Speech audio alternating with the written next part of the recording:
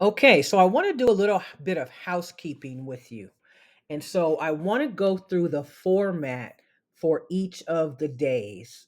So we're going to start out with day one, just giving you an example of how this course has been designed.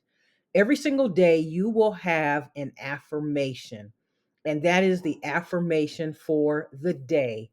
And what I'd like for you to do is recite the affirmation and throughout the day, come back to it and just marinate on it and just think about how it applies to your life.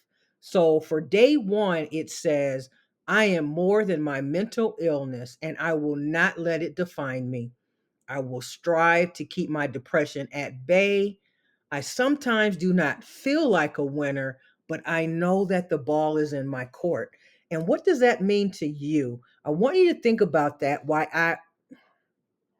I share what it means to me.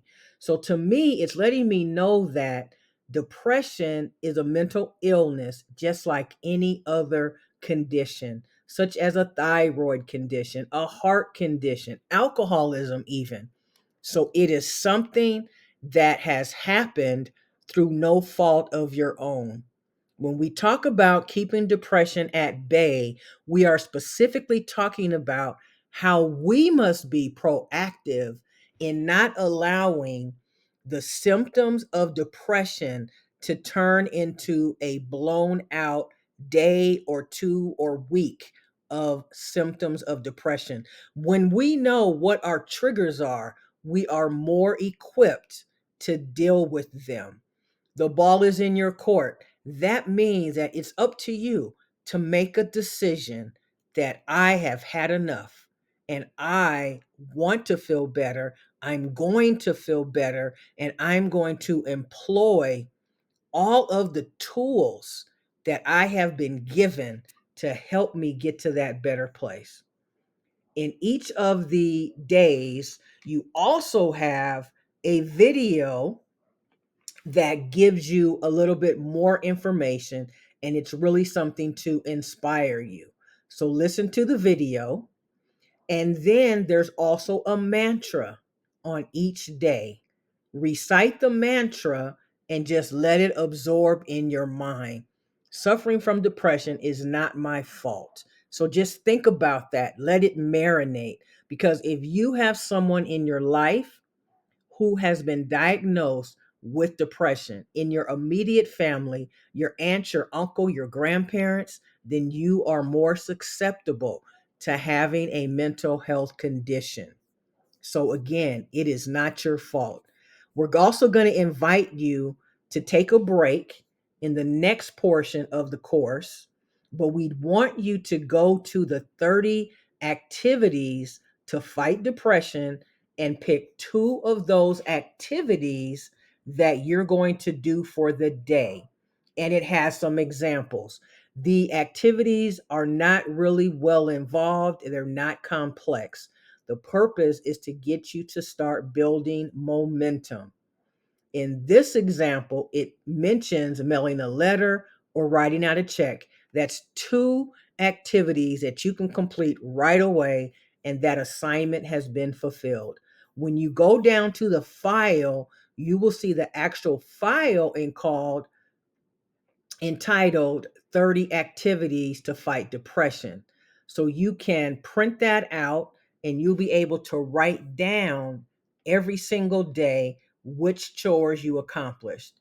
And I designed it so that you would not have to write down very much. You simply look at the 30 activities and check off which one you completed. And if for some reason that particular activity is not showing up on the list, then there is an area where you can add the activity. Also, know that we have some activities that are going to help you in your quest to feeling better. Some of those activities may be talking to someone that may have hurt your feelings and maybe having a difficult conversation. Everything that you do for your mental health can involve someone else, but it's up to you to determine when you are ready to take on that particular activity. And you may wait till day 10 or day 12, and that's completely fine. The next thing you'll have, which really excites me, is you have in every single day an episode from my podcast, Win Over Depression. So you're going to listen to the podcast in its entirety, and they range from 15 minutes all the way to 25 minutes, depending on the episode. And once you're done with the episode, you're going to grab that spiral notebook and you're going to answer the questions that apply to that specific episode. So in this case, it says, what specifically resonated while listening to the episode? So, what did you feel was true? Or what could you relate to? Or what is something that gave you that aha moment that you know, wow, that is true, and I need to work on that? Or that is true, and I'm already doing that. In addition, we also encourage you to assess the people in your personal influence, your personal sphere of influence. Because if you hang around with someone who is constantly pouring negativity into your life, that is going to exacerbate your depression. However, they may live with you and you may not be in a position to where you can decrease your interaction with them. But just remember that when you're engaging with them, make sure that you're not going down a road that is going to cause an argument or cause you to experience an episode of depression. That's what we mean when we say keep our depression at bay, because we know when we know what triggers our depression, it gives us the opportunity to do something differently. And finally, your last question that you're going to answer after watching the podcast episode is, do you feel that your depressed mind is preventing you from fulfilling the desires of your heart?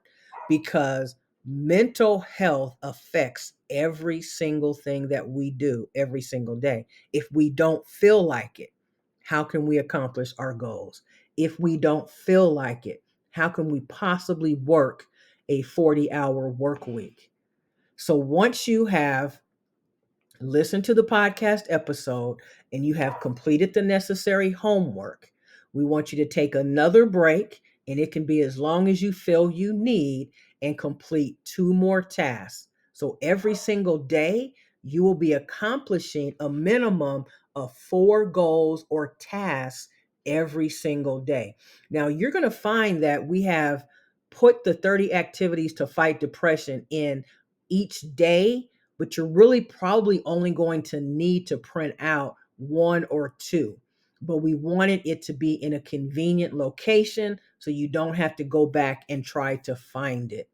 Once you have completed those activities, then you're going to have an opportunity to rank your mood for the day. So you can print out the mood tracker, and the mood tracker, it allows you to use it for 1 month. So let me scroll up there for just a moment. So once you see the mood tracker, you'll be able to type in the month on that line, and then you can number the days by simply going to your calendar and writing in the days.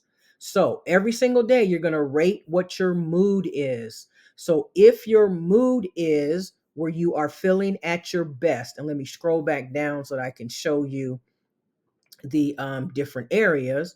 So if you are feeling best at your best, you're going to enter an R in the square for that date. If on that date you are feeling upbeat, you're going to enter a green G. If on that day you are feeling just okay, you'll enter a purple P. If on that day you are feeling sad and worn out, then you're going to enter the letter BL.